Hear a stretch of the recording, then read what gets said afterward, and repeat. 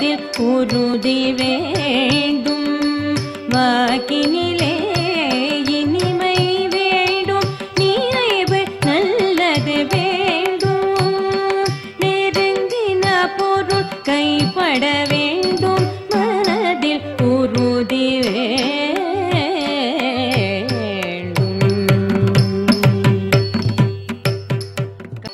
கண் திறந்திட வேண்டும், காரியத்தில் உறுதி வேண்டும்.